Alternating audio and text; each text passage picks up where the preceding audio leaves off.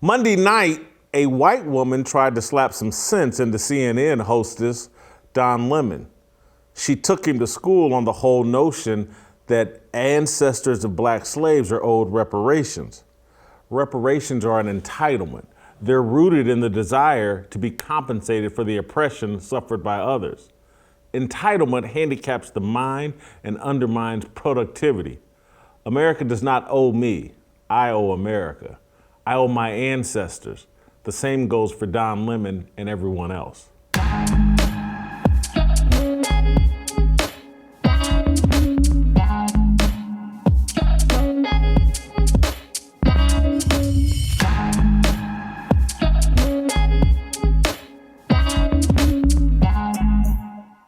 Welcome to Fearless with Jason Whitlock. I am Jason Whitlock, and TJ Moe just asked me, did I mean to call Don Lemon a hostess? Absolutely, I did. Happy Tuesday to you and yours.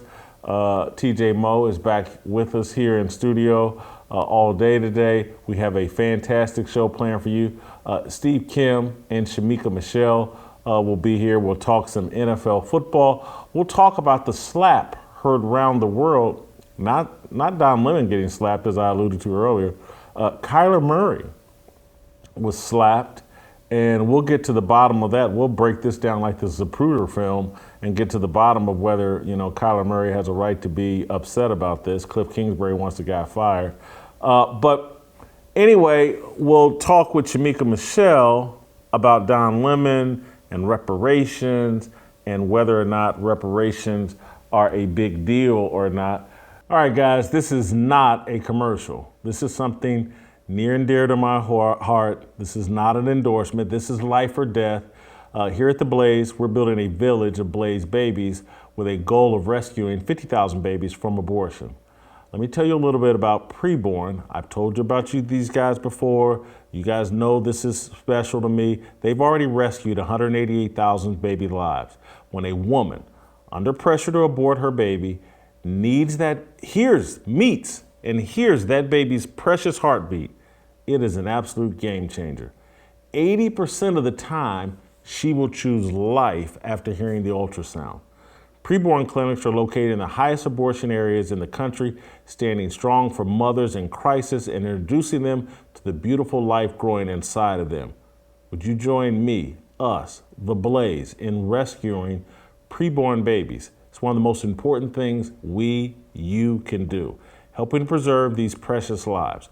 One ultrasound is just $28, or you can sponsor 5 ultrasounds for $140 and save 5 babies' lives. All gifts are tax deductible. To donate securely, call pound 250 and say the keyword baby. That's pound 250, keyword baby, or, and this is my preferred method, go to preborn.com/fearless. That's right. Preborn.com/fearless. Let's do this together. Let's save babies' lives. You guys are always asking me. I get the emails from you. What can we do? Love your show. How do we make a difference? This is how you make a difference. There's all these little things we can do that will make a difference in this world. Preborn.com/fearless or pound 250. Say the word baby. That's how we can make a difference. I think these guys, I kind of did not want to start with Kyler Murray, but they're telling me to start with Kyler Murray. I kind of wanted to talk about the Bills, Titans, and Eagles, Vikings first. So let's do that. We're going to get to Kyler Murray here in a second, but I wanted to start with last night's games, the Titans and the Bills. I felt like Josh Allen and the Buffalo Bills last night proved that they are clearly head and shoulders the best team in the National Football League, routing the Tennessee Titans last night 41-7. In a game that wasn't as close as the final score indicates, and 34 points is a mollywhopping in the NFL. But we're going to bring in Steve Kim, and he'll join TJ and I, and we'll talk about the trouncing the Bills gave the Tennessee Titans, and does it prove that they're head and shoulders the best team in football? Steve Kim, I'll let you get us started, and then we'll see what TJ's take. Hey, I like this swag. Go ahead, Steve. Are the Bills the best team in football? Did they prove it last night? Oh, well, hold on. Let me make some room. That's the Bills bandwagon. This is your seat, Jason. Climb aboard. Plenty of room. I don't know if you trust an Asian driver. I get it if you don't. But I'm telling you, how do you spell elite? Joshalln. Are you aboard now? Are you now? You left out the E. I said N. E-N, yeah. You left out the. So, you left out the E. Look, math is our strength. The spelling part, we're a little, but we still do good on the SATs. One thing I've said about the Bills, they have every single element that you need. They have playmakers on the outside, and they didn't even play without their really good bookend receiver, Jordan Davis. They have an elite quarterback, obviously, but this is where I think they separate themselves. If you look at their draft the last 3-4 years, they have spent a lot of draft capital on pass rushers. Most NFL teams might have a good front four, but they don't come in waves. And the Bills come in waves. And there's one player, the Frenchman from the U, Gregory Rousseau, who was a late first-round draft choice, who really has seemingly taken that next step. And then with the addition of Von Miller, again, injuries play a key role in this. In 6 weeks, this could all fall apart. But as long as Josh Allen stays upright and plays a good, smart game of non-physical contact quarterback, again, right now, they have the look of a Super Bowl squad. I certainly agree with any and all of that. I also think their offensive line was incredibly physical last night. I can't think of number 73 tried to assassinate somebody last night on a sweep play. It was one of the greatest blocks I've seen in the NFL recently. I mean, knocked the DB down and then jumped on top of him. Probably should have got penalized in this soft NFL we got now. But anyway, I love the Bills.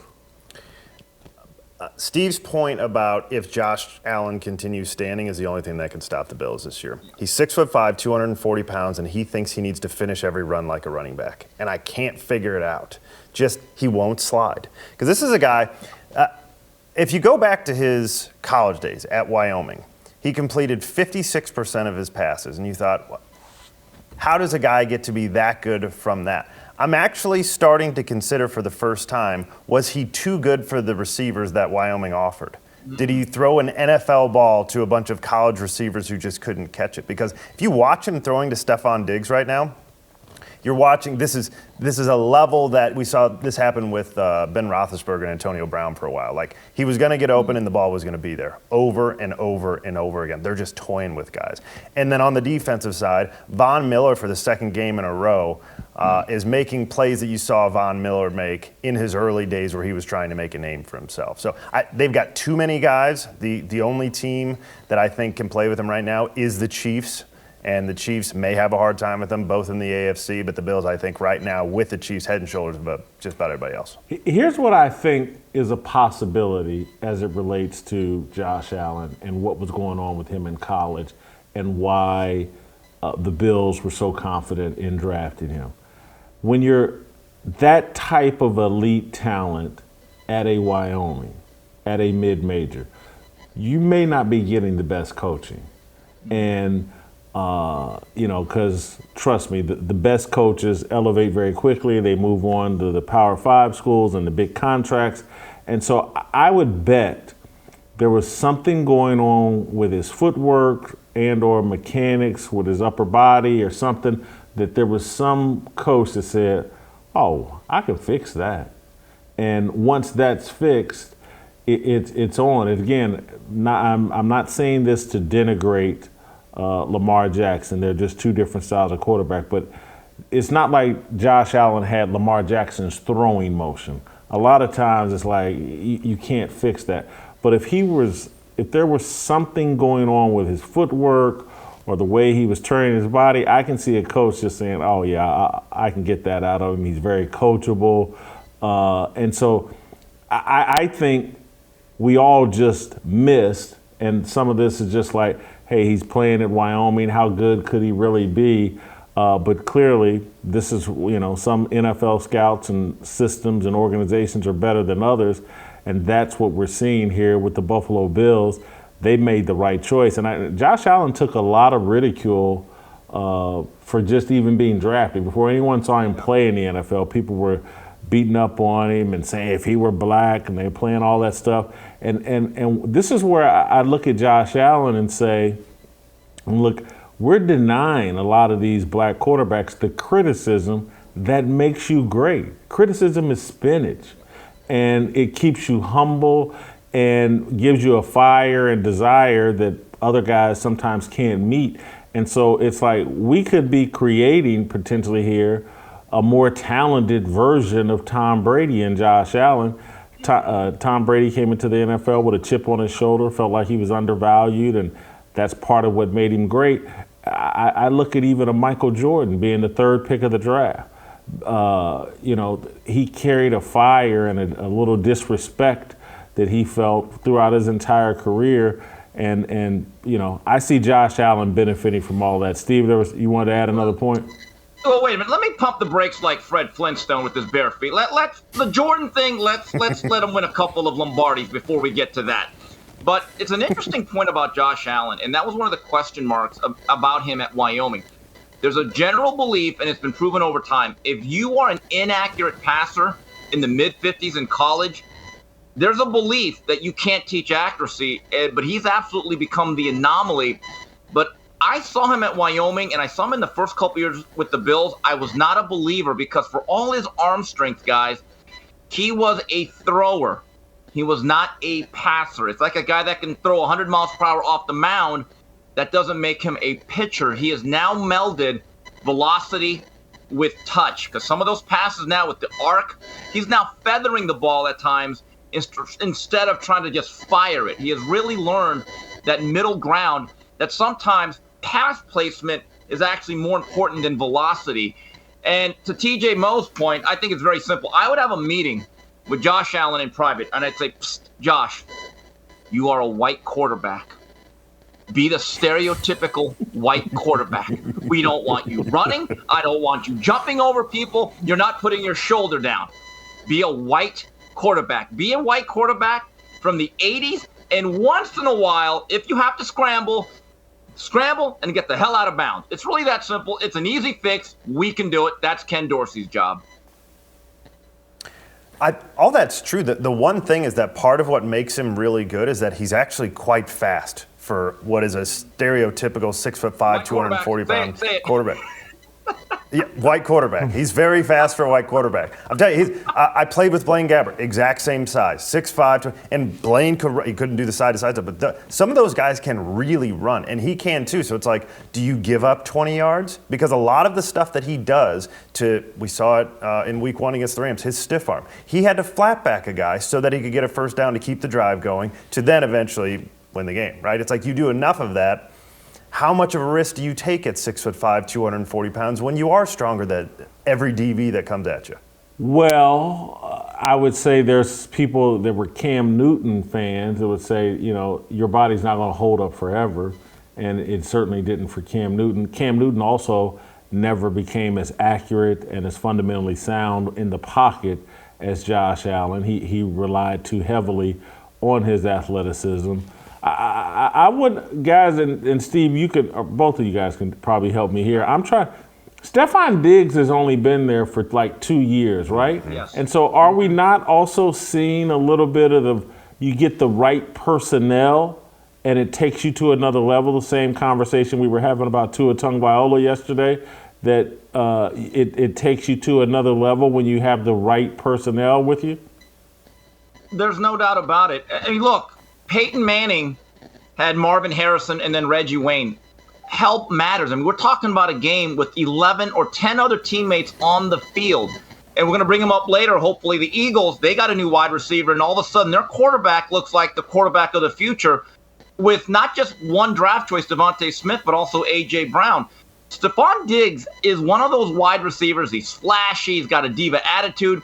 But you could tell there's a hunger to make plays. And in Minnesota, I think there was a realization that I'm never going to be the true number one with Adam Thielen, and certainly now with the guy they drafted, Jefferson, and he's absolutely blossoming. Help matters. If you take a quarterback, most quarterbacks always have a number one guy. And nowadays in the National Football League, you actually need a 2 or 3 with all the spread sets being run. So, yes, Diggs matters.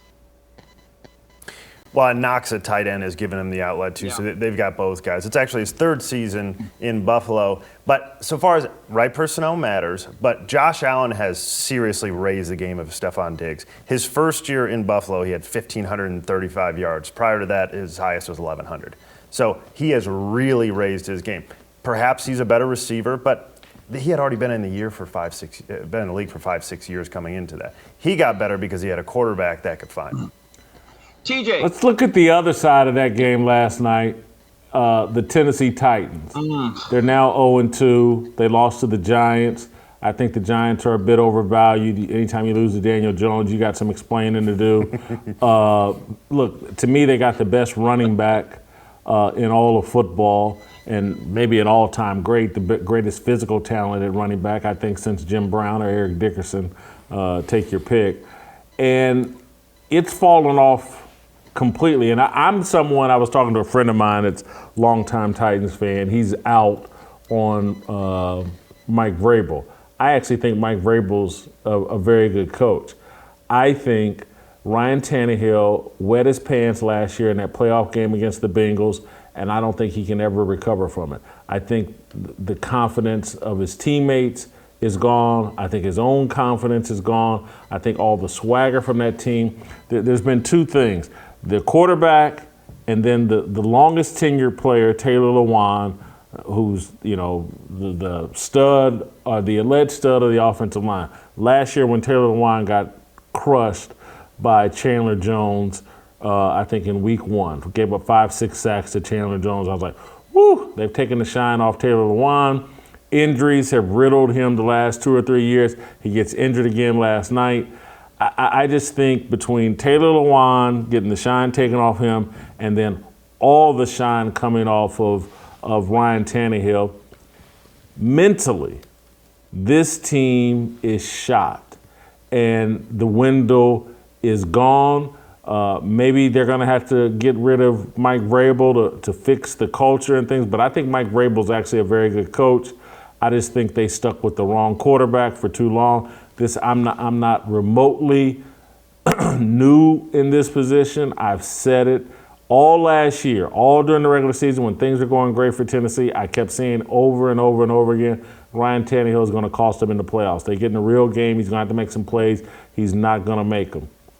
This team is mentally shot. I don't think he can be fixed without an overhaul at quarterback and offensive line and probably the head coach who I think is going to have to get run. Steve, can the Titans be fixed? When Ryan over the hill threw one of his really bad throws last night, I happened to tweet, at what point do the Titans look at Ryan Tannehill as their long-term quarterback and take a look at Malik Willis? Now, I was kind of switching back and forth between the 2 games. Next thing you know, someone on Twitter said, Steve, he's in now. And I looked at Malik Willis, and I'm thinking to myself as I'm watching this, and Jason, I know you've had a few Cheez-Its in your life, favorite snack of mine. Remember that commercial with a big piece of cheddar? And eventually the guy said, nope, not ready. That's the problem. Malik Willis, with the style that he played at Liberty with Hugh Freeze, he's a long-term project. He's probably not going to be ready till at least next year or maybe the season after.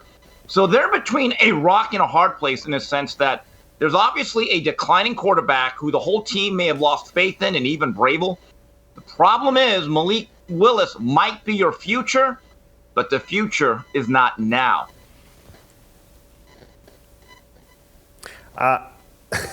So I actually played in the game in college that Ryan Tannehill became the quarterback. He was recruited as a wide receiver at Texas A&M. Yes.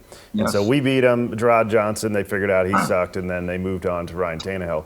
If the college coach, I think it was Coach Sherman, was a coach, former Packers coach and everything. Mike Sherman, thank you. Who has some evaluation talent, didn't think this guy was a quarterback, right? His arm's strong enough. I'm looking at his stats now. He's got 2 years of 4,000 yards in his entire career, both in Miami. We were questioning yesterday if Matt Ryan was ever that good, and he had 10 straight years of 4,000 yards. So we're looking at a guy who everybody's pumping up because he had A.J. Brown on one side, had at least the name Julio Jones, even though he had the luster taken off of him by then, had Delanie Walker at tight end, had Corey Davis there. They had some weapons, and then, as you said, perhaps the most physically gifted running back in the NFL. This offensive line is shot. They cut 2 starters from last year's team. If you watched last night, Derrick Henry couldn't get out of the backfield without dodging bullets. This team is a disaster, and it's not Ryan Tannehill. What you're seeing now is Ryan Tannehill never had the talent to overcome any sort of deficiencies. They looked good when he had weapons everywhere, including on the offensive line. Now they don't have weapons anywhere. What are you going to do? You got a major rebuild here in Tennessee, and do you blow out Mike Vrabel, or do you? No, I like Vrabel. I think Vrabel's a good coach, but yeah, I think you stick with him, but it's going to be a couple hard years here.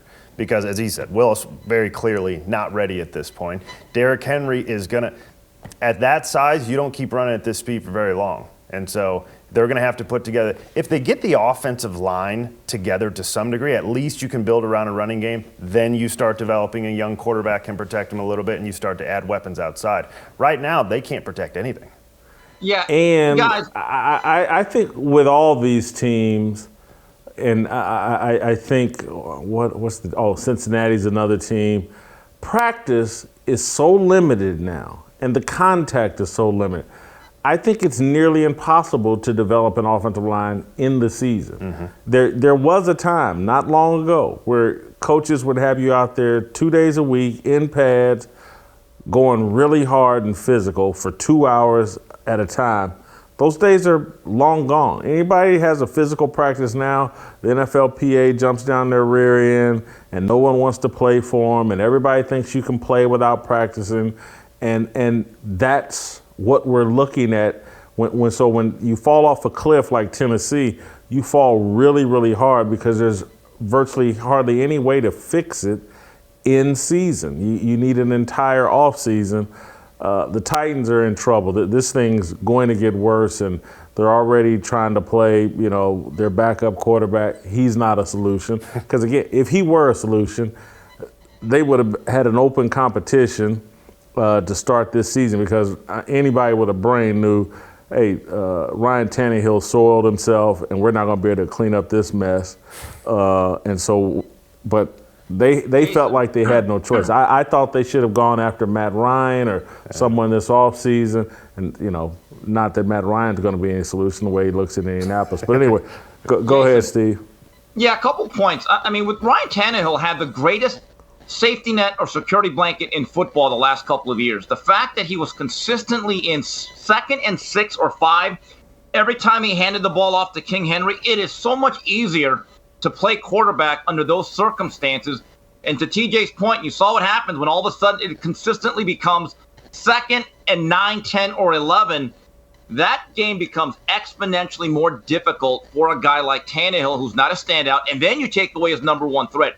Jason, as to what you said, I found it interesting. Every Monday out here in LA, AM 570, they bring on Eric Dickerson on a show to talk about football, specifically the Rams, but the NFL. He's on there with Fred Rogan, LA broadcasting legend, and Rodney Peete, longtime NFL guy, USC Trojan legend. And he actually said yesterday, I hate the fact that nobody plays in the preseason. He actually said, I'm so sick and tired of everyone preparing for injuries. This is football. Because I know this, even as a running back who they all try to protect now, I needed to play at least a game or two, which means a quarter here, a couple quarters here, and then in the third preseason game, we needed to go about 2 quarters and maybe a drive. Now they only go 3 games where they used to have 4. Back in the olden days, they had 6. But Dickerson said when it came to the offensive line specifically, that cohesion has to be built in a live game situation, and specifically the running game blocking. And Dickerson said, and other guys have said it now, and Rodney Peete agreed, he does not like the fact that they're so overprotected. By the time you get to NFL Week 1, teams actually are not ready to play live tackle football. Steve, I got to credit you so far. We're 20 minutes in and you haven't tried to hijack the segment. You've stayed on point. It's early. Good It's job. early. We'll see if the streak It's can early. continue. Can I have one question early. for you, Steve? When did he go from Ryan training wheels to Ryan over the hill? That was a very quick transition. The playoff game. And Jason has a funny habit. When you make a statement on a show on like a Tuesday or Wednesday, and if that guy flubs, this is what he'll do. Jason will immediately text you with that guy's name saying, yeah, I told you so, and then he won't even respond. I mean, it's kind of funny. I mean, it's like, oh, God. Okay, he never gives me credit when I'm right. He never says, hey, good one. But when I make a call that goes haywire, he'll just text me the name, won't hear from him for another 3 days. It's part of the charm of Whitlock, to be honest with you. Jeez. I have no idea how we got on that topic, but I could always depend on Steve Kemp for that. Vikings-Eagles last night. The Vikings last week looked like, oh, man, remember Michael Irvin's predicting Kirk Cousins going to win MVP? And last week, the Vikings like, oh, man, coaching change and Kirk Cousins looks different. Man, the Eagles put a clown suit on him last night, and Jalen Hurts added to his lore and reputation. And so it makes me want to ask the question, two former Alabama quarterbacks. We know the history of Tua Tagovailoa and Jalen Hurts. I think most people, obviously, Tua went at near the very top of the NFL draft when he came out. Who's got better? Who's going to have the better future, Jalen Hurts or Tua Tagovailoa? Steve, go ahead. Boy, that's a tough one. I was not a believer in Jalen Hurts. I really wasn't. I mean, look, he got beat out at Alabama, and the Lincoln Riley system at Oklahoma makes every quarterback look really good, and they have inflated numbers. But I like his character. He brings all the intangibles, and what I really liked last night, the ball got out on time. For the most part. And A.J. Brown has made an incredible difference. But with that being said, I still feel as though Tua has a little bit more arm talent. Neither guy has a strong arm, but I get the sense that Tua does a better job of threading the needle. Because he actually made some tight window throws this past weekend. It just wasn't about the go route or the deep post with Tyreek Hill. If you actually look at the whole game, there were a lot of throws that had to be perfect in terms of placement and anticipation. So I'm going to go with Tua, but I will say this. I'm beginning to really think Hurts just might be the long-term answer in Philadelphia quarterback. I don't buy into either guy long-term.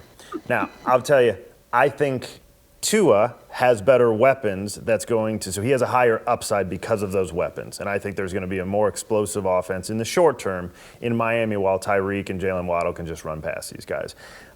His problem is going to be that he's so fragile. I just don't think he's in the league in 5-6 years. I think he's going to get so beat up and they'll move on from him. Maybe he's a backup at some point. For Jalen, I think he's steady Eddie. I think he's going to be a guy that is in Philly for a while. He's going to be the guy, and this is a problem for Philly actually, who's just good enough to make sure the coach doesn't get fired. And that's going to happen every year for a long time. So Philly is going to be a middle-of-the-pack guy that just sneaks into the playoffs every year, gets beat because they don't have a quarterback who's a playmaker. They have a guy. He's a poor man's Russell Wilson. That's who Jalen Hurts is. I was just going to ask for a comparable. I don't disagree with a poor man's Russell Wilson, but I don't like it as a comparable because Russell Wilson's won a Super Bowl. He's going to be in the Hall of Fame. And so I'm trying, is he Case Keenum? Is he, who was the guy that led the Carolina Panthers? Jake Delhomme? Is he Donovan McNabb? He'll never be Donovan McNabb, who went to Super Bowl in 4 straight NFC Championship games. I actually think, now, I'm talking style of play. Yeah. He's going to run around. He's a poor man's Russell Wilson, the best I can do for you. He is going to run around, escape, is going to be Russell really good. Wilson's going to play and start in the NFL for 15, 17, 20 years straight. And when you're a poor man's version of that, then it's going to be a guy who's going to have a steady Eddie 7-8 year career who doesn't get his coach fired until they move on, and then he'll be done. Keep this in mind, Do guys. you have a comparable, Steve? For Jalen Hurts? Russell Wilson's okay, but there is something that's very comparable, though. Hold for 1 second. Russell Wilson's got one of the best arms. He's talking about comparable. I It's know, okay. but Right, he does. How can you compare Jalen Hurts to a guy with a great arm like Russell Wilson? Because it's the same style. Yeah, he called him the welfare version. He called him the poor man's. He didn't say he was. He didn't say it was a Tiffany edition. But see, this is why it's very complicated. He's not just. Go ahead, Steve. When Seattle had the bulk of their success in the first part of Russell Wilson's career, keep this in mind, he was on his rookie deal. So that means you could actually have some depth across the board. Jalen Hurts is not making $2 million even now or the next season. So there's a particular window. And look, they scheme it up well. They actually say to Jalen, what do you do well? And let's use your athleticism properly. But with Devontae Smith being the absolute track star that he is, and A.J. Brown doing all that physical stuff, and they got a quick little running back in Miles Sanders, I actually think they're better than just a playoff team. This looks like they could really take a run. And look, we want to talk about comparable. He was by far the best quarterback last night. And if Kirk Cousins can have this long career, or say what you want about him, he's been a starter for a decade, Kirk Cousins. Why couldn't Jalen Hurts have a similar type of arc to that guy? Kirk Cousins. Now, see, that's a good comparable. And I'll say this: if it went really well for Jalen Hurts, if it went really well, the guy that I would compare him to in terms of style of play, even to some degree size, is Rich Gannon. And again, the Rich Gannon with Oakland turned into an elite quarterback, right system. But if you saw Rich the year before in Kansas City when he was in a battle with Elvis Grbac, Rich Gannon ran around a lot and, not the biggest guy, although Rich Gannon's 6'2", 6'3". Jalen's probably a shade over 6'1". But a lot of intangibles with Jalen Hurts. And so I'm going to jump in and say, I actually think I think Tua's going to get hurt and his career is going to be marred by, coming in and out of the lineup with minor dings and things like that. Where I think Jalen Hurts, I can remember when he came in relief of Tua and had that great performance, I said that night, I was like, this dude may be president of the United States one day. I really think he's that awesome of a human being. Character-wise, the way he handled that entire situation, then goes on to Oklahoma and has, a great season and in that Lincoln Riley system. So I really like Jalen Hurts, and I think his attitude, his positive energy, he could, I like the Kirk Cousins comparable, that's a good one, but he might at some point end up having a great season or a couple of string together some great seasons a little further along in his career the way Rich Gannon did. So I want to move on to probably the most interesting football story of the last 24, 48 hours. Kyler Murray was slapped, and I've had 2 or 3 different opinions on this alleged slap in the last 24 hours. I've watched this film several different times. He's celebrating after Arizona pulls off that miraculous comeback. And the next thing I saw yesterday, Cliff Kingsbury, the Arizona coach, is calling for the fan that allegedly slapped Kyler Murray to be fired from his job, calls him a lowlife. I read the story and it's like, oh, hold on, Cliff Kingsbury hasn't even watched this film. He's calling for the guy to be fired from his job. And I'm like, is that a standard that NFL players want to live up to? That if you make some kind of violent criminal mistake, that you should immediately be fired? Has Cliff Kingsbury thought this through? What happens when one of the Arizona Cardinals players gets in a bar fight, gets in a domestic dispute? Is that should they be instantly fired? We see this go on all the time. And so the first thing I was like, here we go, all this little idolatrous relationship we have with all professional athletes now. We must kiss their butt. We must cape up for them at the first sign of any trouble. We must prove how down we are for the cause and how against, anything that happens to these multimillionaire athletes, we gotta stand up and support them. And it's cut from the same cloth as like last year, the year before, when Russell Westbrook would have these little minor incidents with fans on the court, and I can remember someone touched, or either it was Chris Paul. Chris Paul's mom, you talking about? not Chris Paul. No, that's another Okay. issue. That's another one. But it's like someone touched Russell Westbrook, or maybe it was Rajon Rondo or something. Doris Burke, who I actually like. Oh my God, they got to do something. See, he was touched, Rajon Rondo. And I'm just like, hey man, these athletes are grown men. They're some of the. I don't think getting touched by a fan is going to kill anybody. And so this is cut from the same cloth as that. But I want to watch these videos. I think we got 3 different videos because they're all showing the same thing, but they all present something different. So I want to start with a long version of a slowed down. It's about a 60-second deal, but it slows down what happened to Kyler Murray after the game. It shows it in slow motion. Let's watch that one first. Yeah, this is in slow motion. Kyler Murray's running to the sideline. He violently high fives a guy. And again, violently, I'm not using that as some kind of super negative, but a lot of force. And he's in the stand. He's got his helmet off. People reach out. You can see that's where the slap comes in. He circles back. And when I first saw it, I didn't know who he was talking. I didn't know who he was going at. There was 2 different guys that, to me, somewhat touched him in a way that we weren't really expecting. And his reaction when he circled back, he seemed to be going after one, but I couldn't figure out. One of the guys was black, one of the guys was white, and it was just hard for me to distinguish exactly what happened. Now, play the repeat version. I think we have it in a loop, the actual slap. Let's play that version, and you can see more clearly.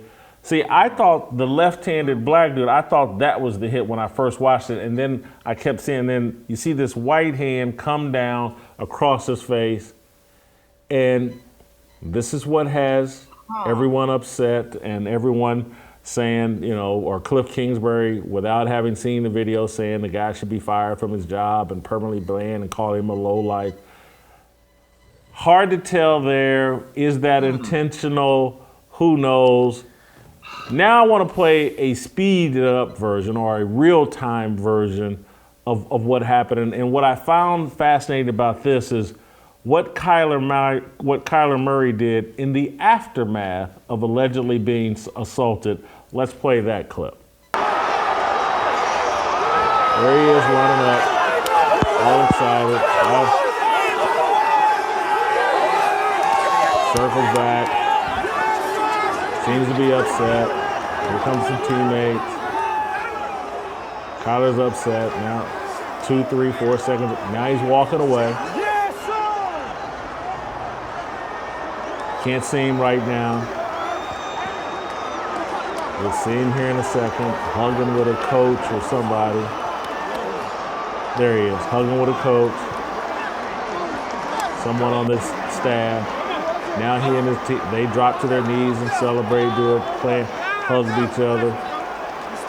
Now, when you've been assaulted, and I have been, and I've assaulted people, and I'm talking about back in my youth when I was an idiot and drank too much, and I used to not be as flabby as I am now. But anyway, when I've been assaulted or when I've assaulted someone, I've never turned within 3 to 5 seconds and started hugging with a coach, a friend, a teammate. I didn't go into some pre-planned celebration where I dropped to my knees and did all that. That's not the way you react when you feel like you've been assaulted, in my view. Maybe some of you all have been assaulted. Steve, perhaps you've been assaulted and you take time out and celebrate afterwards. TJ, maybe you have as well. But to me, it looked like Kyler Murray's reaction initially was, someone hit me in the face. I'm upset. And then it's like, no harm, no foul. Let me go on with my life. And that's how this should be handled. No harm, no foul. Let me go on with my life. I don't know what that fan's intent was. And yesterday, when I initially saw this and saw the videos, I put out a tweet where I agreed with like, hey, the fans should be punished, but shouldn't be fired from the job. And Cliff Kingsbury, you don't want to set this standard. Now, as I've watched the film overnight this morning, I'm more on like, man, we don't know what happened. And we don't know what the guy's intent. There's video that we don't have it here, but the guy is smiling and trying to celebrate with them after the slap. I don't think he intended. I don't know why the police were called. I don't know why ESPN and everybody else has leaned into this. Oh, the police are investigating this. They're investigating this? It's the NFL's Bubba Wallace. That's what it is. Basically. And so Cliff Kingsbury elevated this situation. ESPN elevated this situation. Anyway, I'm going to stop there before I go any further. TJ, I'm going to let you go first. What do you see? What do you think?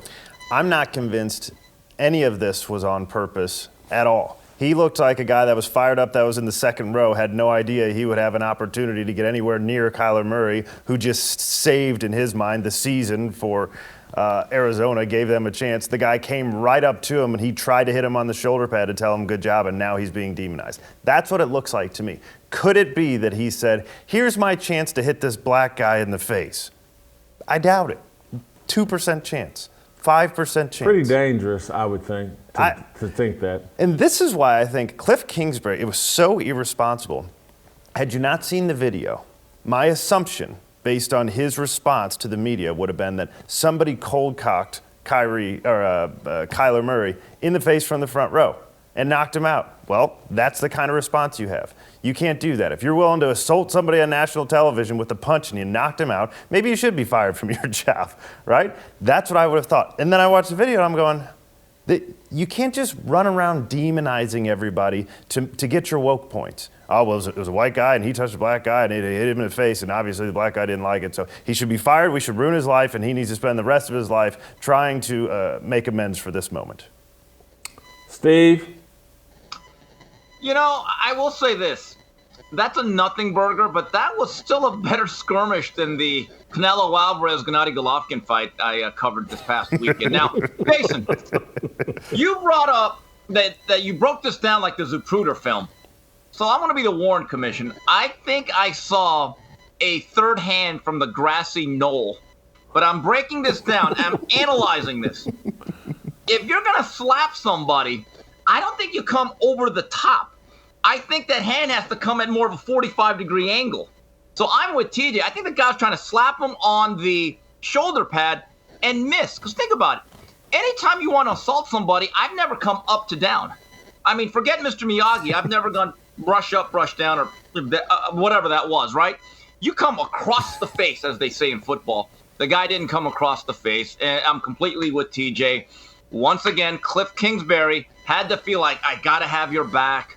I'm already getting heat for your performance, but I got to feel as though that, man, I really care about my people, not just as players, because, I mean, hey, can you imagine a coach only caring about his players' performance? I mean, the nerve of that guy. He's got to care about them as people, and they're more than just athletes. I'm just glad that wasn't Vernon Maxwell, guys. I don't know if you know that reference, TJ, but Vernon Maxwell one time literally ran into the crowd. I'm talking like 50 rows up into Portland, because someone said something about, I think, his wife or daughter, and he was about to clear out all of Rip City. It's one of the great videos of all time. Kyler Murray, it's just one of those things. I think it's a misunderstanding. So, but I will ask Cliff Kingsbury once again, the standards, no standards, double standards. If you believe that gentleman, whoever it was in the sea of hands, really deserves to lose his job, does that mean every crime that happens out in Main Street America, in different cities, to everyone that commits a crime of that nature, should they all be unemployed? Is that your standard? It's not, and you guys have just made me realize something.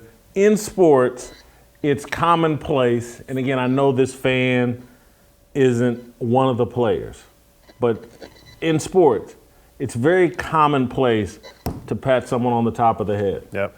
And again, I know the guy doesn't have his helmet on, but again, he's at a football game. I didn't even think about the point about coming down versus trying to strike someone and coming like. And so you're coming down trying to either slap him on the top of the head, pat, which is good job, or slap him on the shoulder or whatever. It's all no harm, no foul. I'm gonna make this final point, or an additional point, not final, is Charles Barkley is one of my favorite people in sports. He threw a fan through a plate glass window. Everybody knows. Did anyone call for him to be fired? Charles Barkley, one of my favorite people in sports, a good person, a well-intentioned person, spit on a child at a basketball game inside an NBA arena. Spit on a child. Anyone call for him to be fired? What are we doing here? Again, what are we doing here? And so I'm not picking on these people. I just had the people this morning. I asked the guys, I was like, let me see if ESPN or anybody at Fox Sports talks about this and if they try to make too much of this. And the only thing we could find, or that I was told that we could find, is guess who? Shannon Al Sharptongue. And it'll come off like I'm just picking on Shannon, but he's just this kind of stupid, and he's always looking for a race angle on things or trying to make too much of something. So I was told Shannon Al Sharptongue had something to say about this. Let's play the tape. It's like, well, he was trying to touch him on the pad. He didn't move. He was sitting, he never moved over. He just reached and slapped the man. That's what he did. He didn't try to hit the man on the shoulder pad. He hit the man in the face. And Kyler was right to be upset. And they'll probably end up banning him rest of the season. I don't know, maybe. If, in fact, they can identify which hand, the hand belonged to which fan that did the slapping. I'm still having a little bit of a hard time with it. Because it seems like the guy he didn't stand up to try to slap, is that guy right there. That's the guy. That's the guy. Kyler knew who it was, because guess what? Kyler goes back and looks right at him. Kyler tried to get, Kyler, that's him right there. That's pulling his head back. That's who hit him. They should let Kyler beat the brakes off it. Yeah, Skip, that wasn't trying to hit no shoulder pads. You hit that man in the face. And so, you know what? Got to get up out of here. And so I'm going to be more serious in my response, because I know Stan would be making you want to laugh because he be talking so ignorant, and I'm going to take all the humor out of it. I'm just going to. But this is what happens to black men. We have our thought, or alleged, or people put on pedestals that are supposed to be thought leaders. And so Shannon Sharp just said on national TV, they should have let Kyler Murray beat the brakes off of him. That's the solution.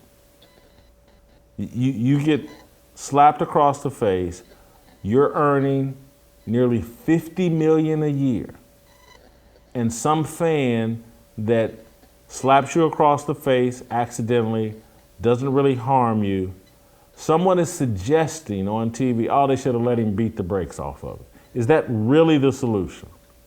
Because if that were the solution, if every time you're offended or every time you're inconvenienced, or someone steps on your shoes, someone accidentally hits you, someone intentionally hits you, if the solution is beat the brakes off of them, if that's the solution, we'd have no problem among black men. Because we go to that solution a lot. We turn violent and shoot each other. We beat the brakes off each other. Does it solve anything? And so why would someone 55 years old give that sort of advice to another young black man? Even put that into the air, that's the appropriate response. It was early in my career. as a journalist. When I started getting a lot of attention and people would have very passionate responses to the things that I wrote. And they'd yell things at me. And this is in Kansas City, early in my column writing career. And I would upset a lot of people. And my philosophy became, we got to pull out W-2s and let's compare W-2s. And if my W-2 tops yours, I would be an idiot for getting in any kind of altercation with you. Kyler Murray's were $50 million a year. Why would he lower himself to fight with an idiot fan who I guarantee you, if that fan was making $50 million a year, he's not sitting in the end zone. He's sitting in a suite somewhere and never lays a hand on it. So you want a $50 million a year quarterback to get into a fight with a plumber, and not that I'm denigrating plumbers, there are great plumbers, with a small business owner, with a factory worker, with a mid-level executive at some company. You want a $50 million a year quarterback to think the solution is let's beat the brakes off somebody. What Kyler Murray did and should have done is walk away and let this thing go away. That's the proper response. Athletes, professional athletes, are not being assaulted inside of arenas and stadiums. There is no epidemic of that. I've been going to stadiums since the 70s. I've been in stadiums as an athlete, been yelled at, been cursed at, been called fat, been called the N-word inside stadiums. None of it is worth any sort of response. And I just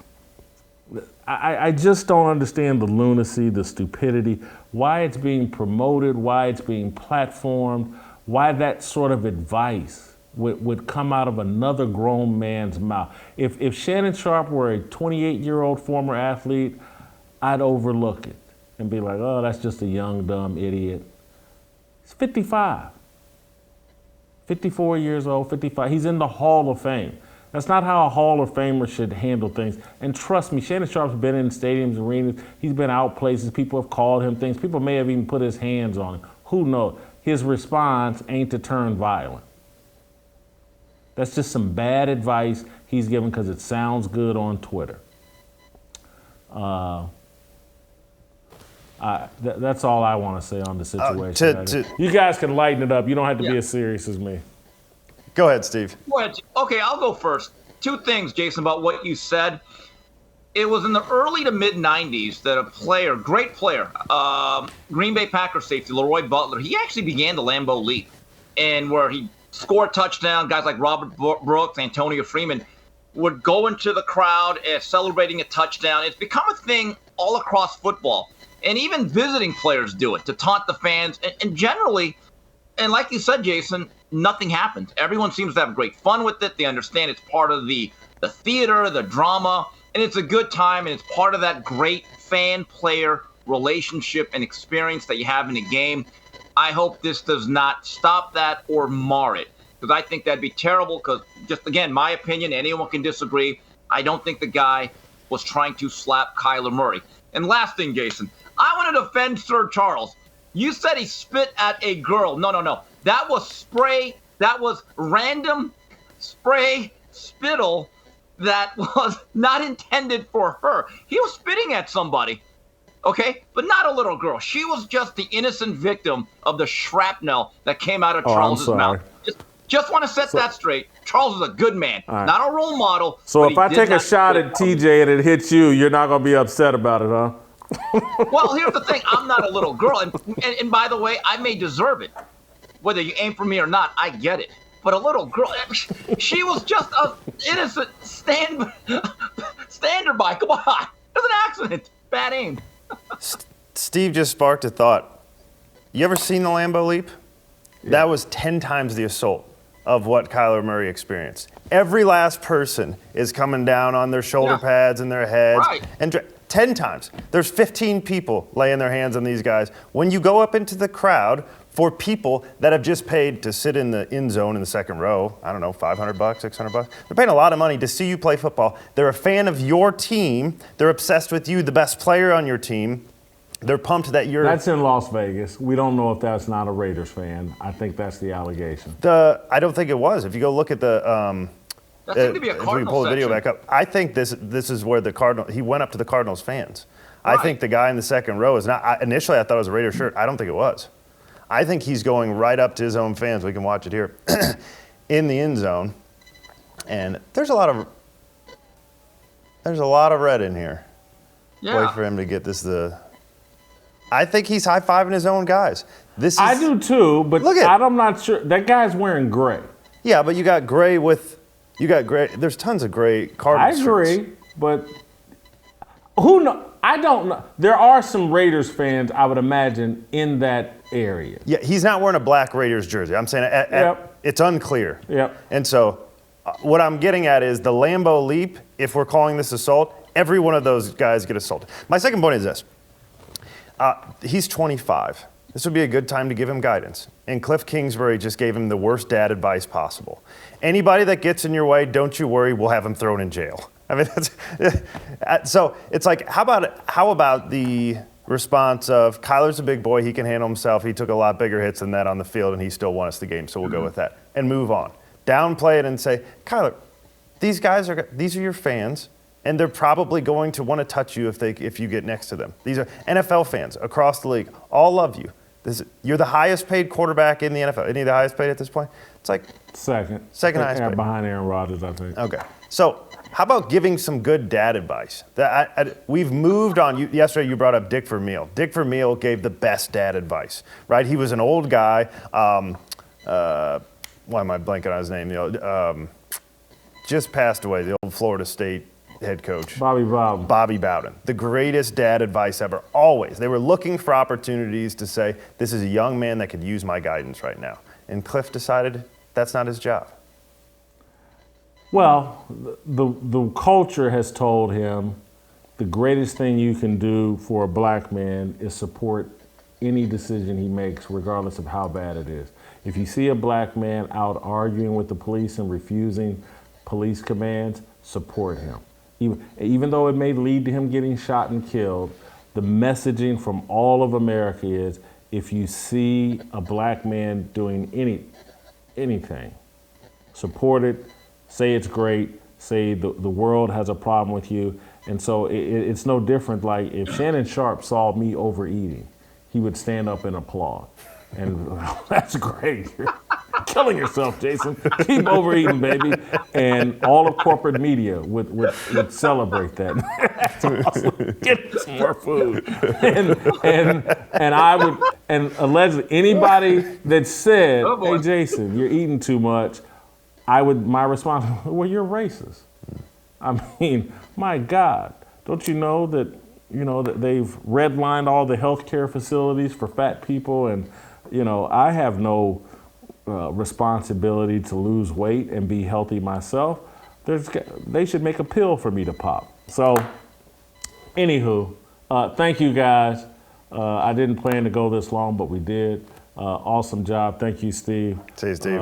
We're gonna take a break and come right back with Shamika Michelle next. These words are our religion, our regrets and our decisions. We all wanna go to heaven with freedom. It's my obligation, no hate, discrimination, raising up your hands for freedom.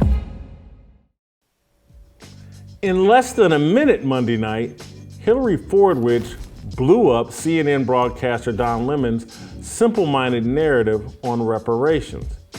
In a discussion about the British monarchy, Lemon nonchalantly referenced the need for reparations because of England's past colonialism. Fordwich pounced. The seasoned public speaker and expert on the royal family argued that Britain was the first nation to end slavery and that African slave traders owed reparations. Her argument left Lemon speechless. He quickly moved on. Watch for yourself. Well, this is coming when, there's all of this wealth and you hear about it comes as England is facing rising costs of living, a living crisis, austerity budget cuts, and so on. And then you have those who are asking for reparations for colonialism, and they're wondering, $100 billion, $24 billion here and there, $500 million there. Some people want to be paid back, and members of the public are wondering, why are we suffering when you have all of this vast wealth? Those are legitimate concerns. Well, I think you're right about reparations in terms of if people want it, though, what they need to do is you always need to go back to the beginning of a supply chain. Where was the beginning of the supply chain? That was in Africa. And across the entire world, when the slavery was taking place, which was the first nation in the world that abolished slavery? The first nation in the world to abolish it. It was started by William Wilberforce, was the British. In Great Britain, they abolished slavery. 2,000 naval men died on the high seas trying to stop slavery. Why? Because the African kings were rounding up their own people. They had them on cages waiting in the beaches. No one was running into Africa to get them. And I think you're totally right. If reparations need to be paid, we need to go right back to the beginning of that supply chain and say who was rounding up their own people and having them handcuffed in cages. Absolutely, that's where they should start. And maybe, I don't know, the descendants of those families where they died in the high seas trying to stop the slavery, that those families should receive something too, I think, at the same time. It's an interesting discussion, Hillary. Thank you very much. I appreciate it. We'll continue to discuss in the future. Yeah, Don Lemon moved on very quickly, but that doesn't mean we should. We shouldn't. We need to discuss reparations here in America. It's a critical issue that impacts the mindset of many Black Americans. Many Black people believe America owes us for the oppression of our ancestors. I take a completely different position. I believe I owe my ancestors for the oppression they endured and conquered. I owe reparations to my mother and father, to my grandparents, to Martin Luther King Jr. and Booker T. Washington, to Frederick Douglass, Abraham Lincoln, Thomas Jefferson, Harriet Tubman, George Washington, and Crispus Attucks, to my high school football coaches, to my fourth grade teacher, to all the people who invested their time, concern, prayers, and mentorship in my development. I try to immerse myself in a spirit of gratitude because I believe Jesus Christ died on a cross for all of my sins. His grace and mercy overwhelm me and combat any sense of entitlement. Reparations are entitlement. They're rooted in the desire to be compensated for the oppression suffered by others. Entitlement handicaps the mind and undermines productivity. America does not owe me. I owe America. I owe my ancestors. When President Kennedy told Americans in 1960 to ask not what your country can do for you, ask what you can do for your country, he spoke to a nation of Christian believers. A hallmark of faith is gratitude. A hallmark of a lack of faith is entitlement. My parents' generation, despite facing in-your-face racism, felt grateful for their American citizenship. Their generation and previous generations fought for full American citizenship. They earned it, and I owe them for their sacrifice. We all do. Here's the truth that Hillary Fordwich avoided unloading on Don Lemon. The modern ancestors of African slaves brought to America and England are blessed and owe an enormous debt to our forefathers and mothers. They suffered so that we now live free. They turned lemons into lemonade. I'm not owed reparations. I owe an endless debt to the people who sacrificed their lives so that I could live in the freest, safest, and most opportunity-filled country on the planet. I wake up every day thinking about how I can pay back my mother, father, brother, sister, my high school, my college, and anyone else who helped me along the way. I owe this country. It is not perfect, but there's no place else on the planet I'd rather live. I certainly do not have an interest in living in a land that Britain had to stop from capturing, enslaving, and selling people who look like me. Americans stopped Americans from doing that. The Brits stopped Africans from doing it. I'm an American. I'm not ashamed of that. God placed me in this country for a reason. The American Reparations movement sends the message that white people are responsible for the destiny of black people. The movement exonerates black people for our role in the slave trade.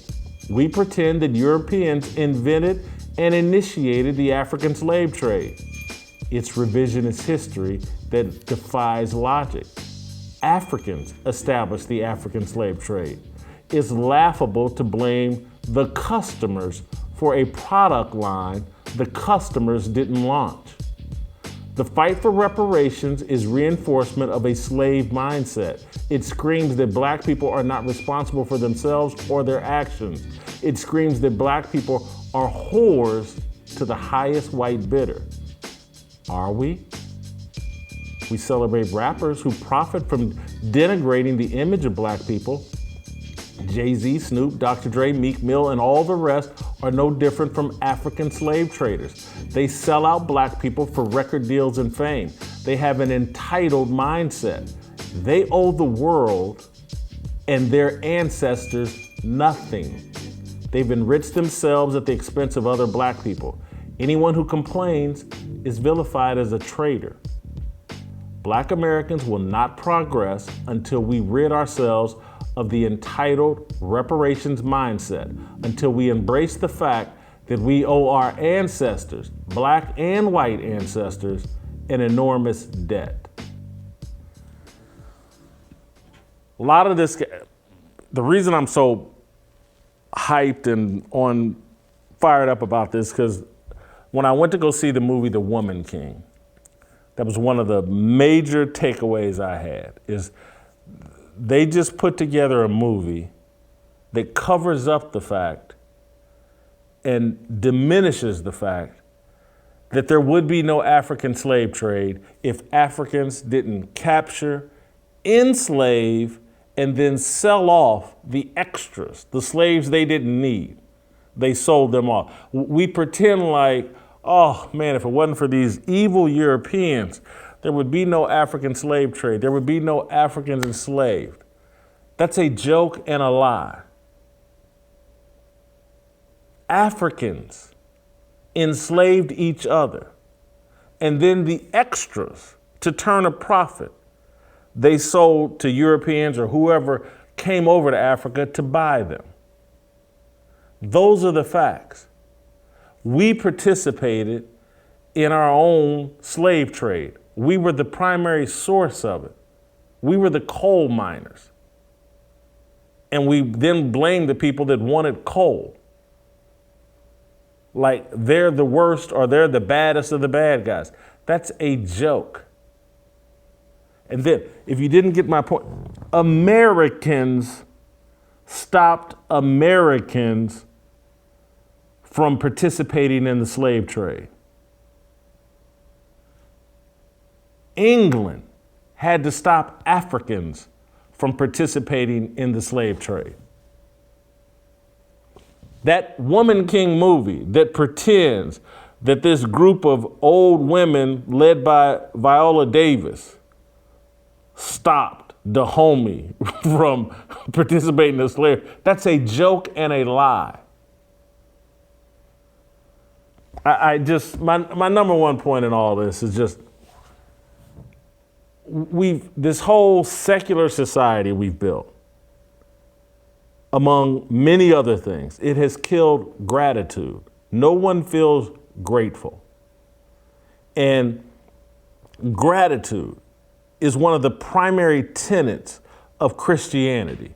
We all should drop to our knees every day and in every moment right now and be like, thank God, I am so unworthy. Thank you, God, for sending Jesus, your only begotten Son, to cover up for my flaws, to atone for my sins. Gratitude should be pouring out of us Instead, entitlement is pouring out of us. And I have not met, and I know some, but haven't met them face to face. I know a few black people that have moved to Africa, like it in Africa and all that. But the black people that I know and deal with on an everyday basis, you couldn't pay them $5 million to leave America. That's how blessed they feel living here.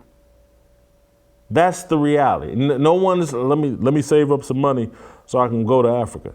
No one's doing that. They're saving up money so they can go to Vegas and kick it. They're saving up money so they can hit South Beach, so they can go down to Atlanta, so they can hit the Jazz Festival in Cincinnati, but no one's saving up money to hit Africa. Anywho, Shamika Michelle, before we run TJ into this gauntlet, I'm gonna let you get us started. What's been your position on reparations? What is your position on reparations? Are we owed something? Well, first of all, Jason, let me say that Don Lemon gets reparations from the white man every night. Let's just be clear. However, when it comes to reparations, I used to have an argument about it because I used to think it was silly, and I didn't understand why we were kind of hanging on to something in the past. I stopped arguing about it because I know that there are people that have spent time and energy and really researched how they could make it work. And to just be honest, if they start passing out checks, I want mine or mines, whichever one is going to get me the biggest amount of money. But, I love your column because I think that I've always felt like I owed my ancestors doing well in this country where they fought for our rights. And so when you put it in a context of reparations, it's just very enlightening and thought-provoking. Like, it gives me another way to think about it. Like, we owe them opposed to trying to get something from the hard work that they actually put in. One of the things that I liked about the way this woman came at Don was that it brought out the fact that I think we need to do a better job in this country with the history. I think I've shared with you about how I've seen work come home with my kids, and I feel like they've watered down the whole experience. But not only does it water down what white people in America did back then, it also waters down what the Africans did. I think back as a child, I had no idea that Africans actually played a part in the slave trade. I think about just being, 8, 9 years old, learning about slavery. I thought white people had actually just gone in and ravaged the land. I had no understanding of how vast Africa was, that it was a continent, that it was countries that participated. Some did, some didn't. I just had no idea. I thought Africa, after the slave traders came in, I thought it was they just left hungry children and Sally Struthers. I had no idea because we don't teach history the way that we should in America. And so I think that showed me that, the way Don responded. But also, Jason, it left me with wondering, are we having a hard time as Black people? Like, is this a behavior thing that we don't want to hold people accountable when their skin color looks like ours? We don't want to hold the slave traders of Africa that were Africans accountable. We don't hold them accountable now. When you brought up the rappers and how they kind of have sold the Black people out, we don't hold them accountable now. Black on Black crime. So I wonder if that's like a behavior thing, because it's been happening for a very long time. Shamika, I think it goes to my point, and this is why I think this reparations discussion is important, is there's a foundational mindset that has been installed in us that we're not responsible for anything, that we are just play toys or still the property of white people. And so we must go to the property owner and demand that he fix whatever's wrong with us.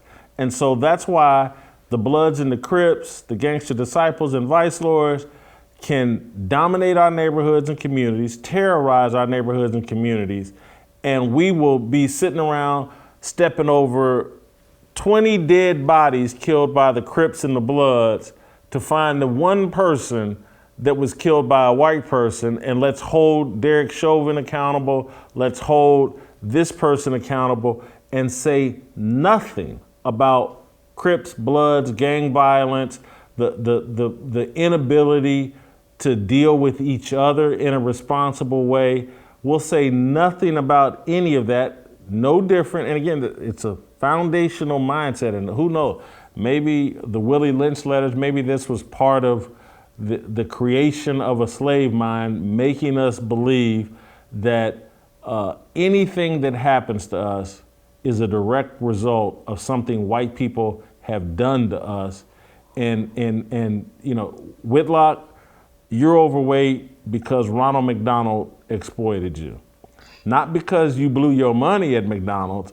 Ronald McDonald laid a trap for you, and it has nothing to do with your behavior. I just reject that. And so I was, the thing that shocked me was that this woman was this bold in 2022, that she took that risk. And I'm wondering if there's not something in the air, because I keep thinking at some point, and this is where I'm gonna put TJ in the hot spot, I just think like maybe she's part of like white people are like, you know what, I've had enough. I'm not responsible for this, and I'm gonna speak my mind because I just, how long are y'all gonna take? Just white people are, you know, yeah, the Wright brothers may have invented the airplane, and white people may have done this or that, but really y'all are the source of everything bad that's happened in the world. I feel like this woman kind of drew a line in the sand and said, you know what, I'm tired of that. I'm gonna speak my mind. Well, if we're going to generalize to all white people, it's going to be until we decide to get educated like she did, because you can't have that conversation until you learn the history yourself. And so what they're told is black people built this country. Everything in this country was built on the backs of black people, and you owe them. And that's all the history these people got. How are you going to argue that? So she went and did her research. And so if you do some research, I did some this morning. International poverty rate in the world is $1.90 per day. And go back to 2015, this happened at the University of Missouri where I played. We stopped, the football team went on strike because there was a kid who had nothing to do with the football program who went on a hunger strike. I was so confused at the time, I didn't even know what to do with that. A hunger strike. You're so privileged that you are going to, and we are so stupid to buy into it, that somebody who has so much food available to them, they refuse to eat it to make a point. And I love Gary Pinkel to death, but he actually came out and said, we got to save this young man's life. I'm like, give him a hamburger. And so that's the privilege and entitlement we're living under. You owe me reparations. First of all, Mo is a Norwegian name. Now, my grandfather was adopted, but because of that, I don't know a lot of our history. But it is very likely we came over from Norway and had nothing to do with slavery. And so, well, don't look at me, right? And there's tons of people, tons of immigrants in the United States who had nothing to do with slavery. And yet, the reparations will come out of tax dollars from everybody. You'd be paying your own reparations, right? And so you go down through the details of all of this, and you get the perspective of like, the poverty line in the United States is $12,000, almost $13,000 a year. That's $35 a day, as opposed to the $1.90 internationally. So we're living, the discussions are such first world problems. It's like, hold on a second, I'm gonna finish my argument, but it's too hot in here, I gotta turn the AC down. In your climate controlled world. It's like, we get into all the white privilege stuff. It's like, sorry, my electric toothbrush isn't working today. My white privilege isn't on.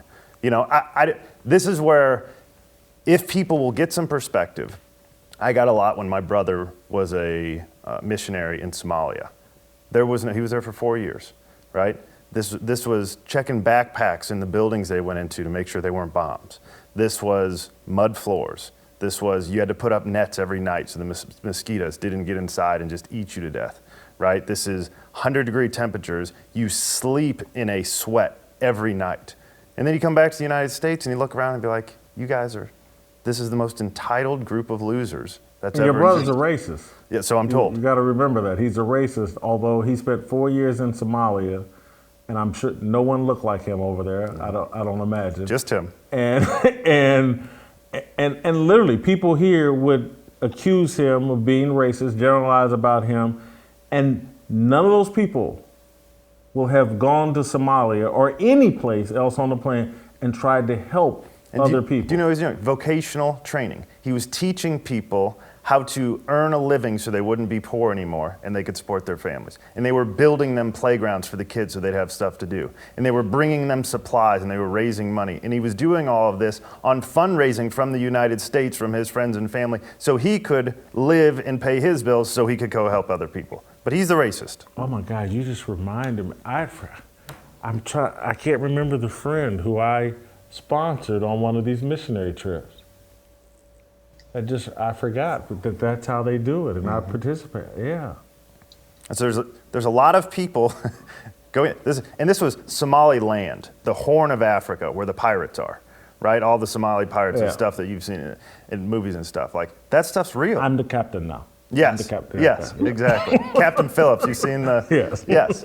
That's the very. So all that stuff's going on, and it's just.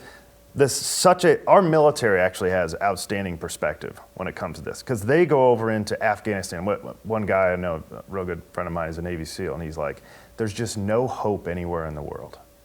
There's nothing. They've got no hope. And you try to help them and give them supplies. You come back to the United States and you're complaining that your iPhone's not working. I'm out of battery. What's wrong with this? The free iPhone that Obama gave you. So to full circle on your question, perspective and education is the only thing, because you can get shamed into shutting up, and that's what's happened. But once you got some facts on your side and some international perspective, you stop putting up with it. Shamika, why don't more black people express and talk about the debt that we owe our ancestors? I literally do. My life is somewhat dedicated to repaying my father's past now, but my grandmother's past now, both of them. But I really did, and I really do, wake up thinking about, I owe my mother, I owe my brother, I owe my sister, I owe Ball State, I owe Warren Central High School, and I keep like a running. That's my purpose. And again, I need to be married and have kids, and I feel like I owe my kids.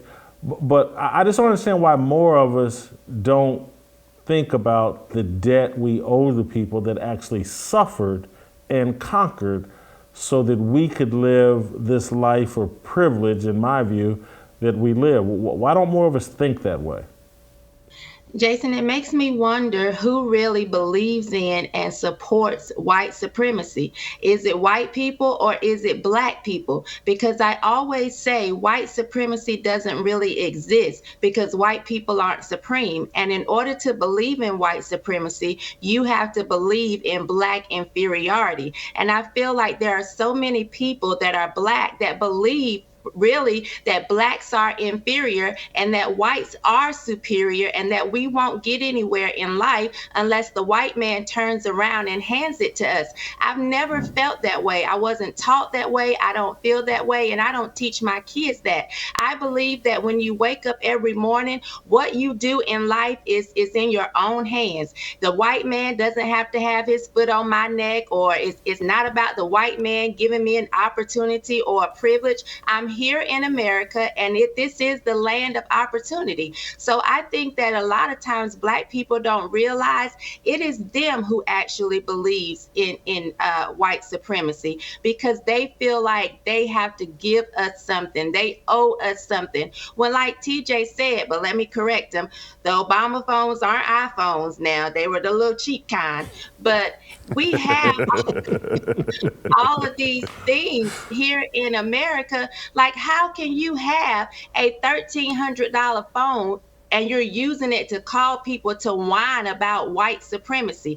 That makes absolutely no sense. We have so much privilege here in America, yet we act as if we live in a third world country. So it just, I beg the question, who really believes in white supremacy? If my grandmother had lived her entire life pointing at the white man, or saying, hey, I could have done this if the white man had given me this opportunity, she would have lived 88 years of misery. Because like, how do you get ahead looking to someone else?